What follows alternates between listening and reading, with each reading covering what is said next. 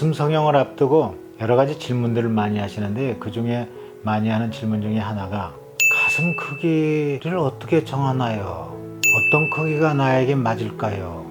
이런 질문들을 많이 하십니다. 가슴 크기는 대충 정하는 게 아닙니다. 사람의 키가 얼마냐, 몸무게가 얼마냐, 이것도 중요하지만 가장 중요한 건 가슴 둘레나 어깨 넓이입니다. 여러분들, 저에게 요만한 가슴이면 어때요? 괜찮은가요? 너무 크죠? 그런데 작게 해도 가슴 둘레가 좁은 분한테는 반대로 커 보이는 겁니다. 이게 상대적인 거예요. 따라서 이런 질문을 하시는 분들이 가장 잘못된 생각을 하시는 겁니다. 내가 아는 언니가 몇 cc짜리를 넣었더니 참 예쁘더라. 저도 몇 cc짜리 넣어주십시오. 이런 말은 잘못된 생각이에요. 왜냐? 그 언니에게 가장 아름다운 크기, 그리고 나에게 가장 알맞는 크기는 아까 말씀드린 것처럼 키는 물론이고 어깨 넓이, 가슴뼈 모양, 가슴 조직의 양, 심지어는 허리 굵기, 엉덩이, 얼굴까지도 감안을 해서 그 사람 몸매에 가장 이상적으로 아름다운 크기를 정해야 되는 것입니다. 여러 가지 요소를 감안을 해서 그 사람 몸매에 가장 이상적으로 아름다운 크기를 정하게 되는 것입니다.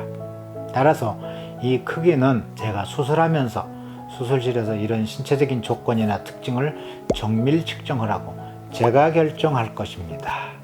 단, 본인이 특별히 원하는 크기가 있으실 경우에는 수술하는 날 아침에 수술실 들어가기 전에 크기에 대해서 저하고 다시 한번 논의를 할 거예요.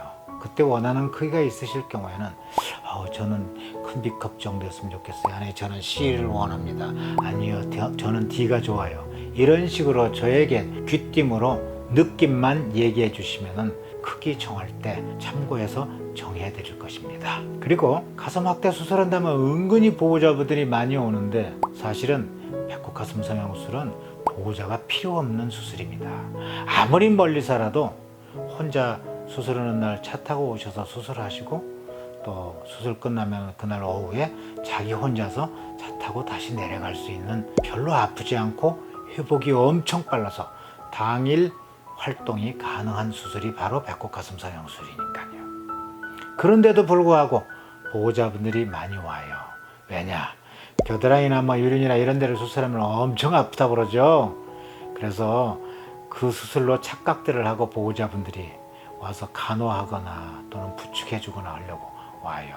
그런데 배꼽 가슴 성형 수술을 할 때도 이런 보호자분들이 모르고 오시면은 보호자분들 수술방에 들어오시라고 합니다. 그럼 보호자분들이 싫어하지 않습니다. 좋아하세요. 왜 그런 줄 아세요? 환자 본인은 자고 있다고 그랬죠. 배꼽 가슴 성형 수술은 피가 안 보이는 수술이라고 그랬죠. 출혈이 거의 없어서 피가 안 보이는 수술입니다. 따라서 보형물을 어느 정도 크기를 넣고 보호자하고 저하고 같이 토론을 합니다. 이 크기가 예쁜지 키워도 봤다가 또 줄여도 봤다가. 따라서 혹시라도 집에서 따라오실 보호자 계시거들랑 부축해 주거나 간호해 달라고 해서 오시라는 게 아니고, 이 크기나 한번 봐주십사 하고 같이 오시면 부담이 없겠습니다.